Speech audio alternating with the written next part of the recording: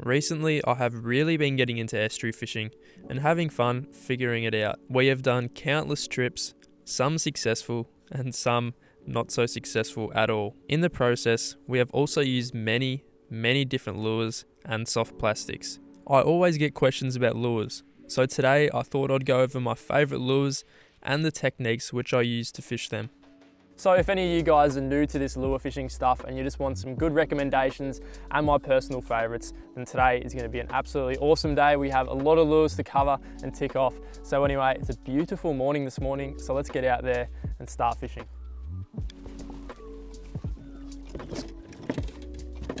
Let's go.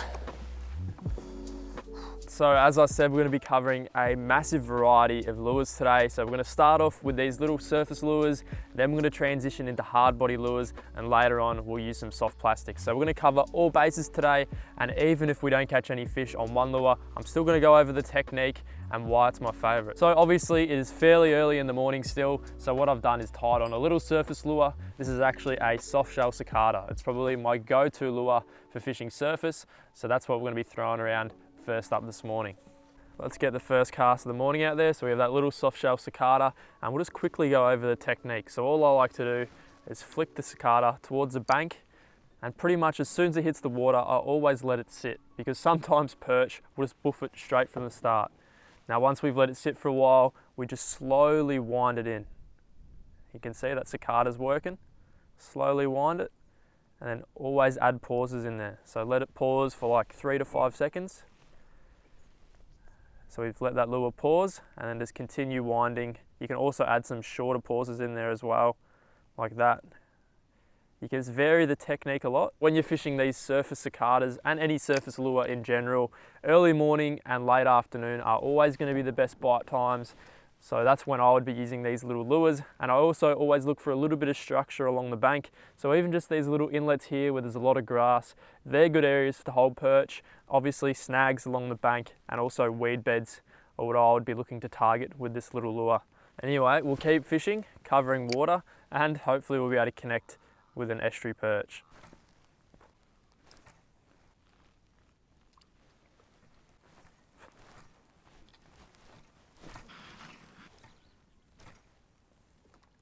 Okay, so we just took off this little surface cicada. We fished it for about 2 hours. We covered a heap of water with it, but we didn't get a single hit. So it's time to switch it up now. And now we're gonna move over and try out my favorite hard body lure. This thing right here is called a rip riser, and this is my absolute favorite lure for fishing the snags. It is a little suspending hard body lure. So this is gonna be the second lure which we're gonna use for the morning. So we fished this little hard body lure in very similar spots as we were fishing the surface lure. So we're going to be fishing the snags, targeting the snags. So all we want to do is cast it as deep into structure as we can get it. So that's pretty far back there. Now what we want to do is just do a big lift for the first one, just to get it down into the water column, and then we want to let it sit.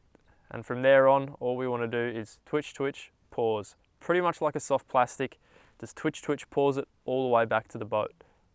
We'll do that again, cast it right next to structure, so just in front of that tree there, big lift to get it down into the water column, and then twitch, twitch, pause. Now these lures are suspending, so after I've twitched that, it's just sitting there, hopefully in the fish's face, and most of the time, these estuary perch, they will always grab it on the pause. Sometimes I grab it when it's moving, but most of the time with these lures, it's always on the pause.